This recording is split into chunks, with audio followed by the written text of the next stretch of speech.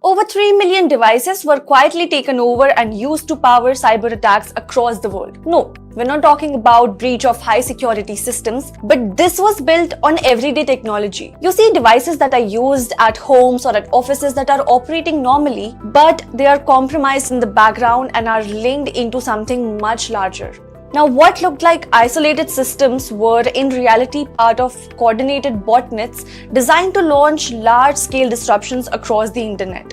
Welcome to Perspectives. This week, authorities in the US, Germany, and Canada disrupted multiple botnets that had infected millions of devices and were being used to carry out widespread cyber attacks. Let us take a closer look at how this network operated and why it matters for us. You see, the operation targeted 4 major botnets. They were known as Isuru, Kimwolf, Jaxkid, and Mossad. Now, these botnets were responsible for hundreds of thousands of attacks worldwide. These networks relied on scale by using large volumes of compromised devices in order to overwhelm systems through DDoS attacks or DDoS attacks. Some of these attacks extended to sensitive infrastructure. So, authorities also tracked down parts of these networks' infrastructure and they seized digital assets linked to its operations. But you must be questioning, how does a botnet work? Well, a botnet works by infecting devices and linking them into a controlled network. Each device follows instructions from a central system that is often not visible without any signs. The entry points are simple. Let's talk routers, cameras, smart home systems that remain online but are rarely updated. Basic gaps like weak passwords or outdated software are enough to bring them into the network.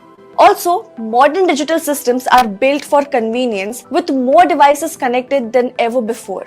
But that very convenience comes with exposure, and many of these systems are easy to access, yet easy to ignore. This creates a blind spot that attackers are now exploiting. So what starts as a small vulnerability does not just stay small. It scales quietly, spreading across devices and building into something far more disruptive. You see, as billions of devices come online, cybersecurity becomes less about individual system and more about the network as a whole. This particular operation didn't just shut down a set of botnets. Rather, it exposed how easily everyday technology can be repurposed at a big scale, not through complex attacks, but through simple, overlooked weaknesses. As digital infrastructure expands, the risk grows with it. Because today, cyber threats are not just about capability, they are about scale. Well, that's all the time we have on this episode of Perspectives. Keep watching the mainstream for more news and updates. This is Arushi Mishra.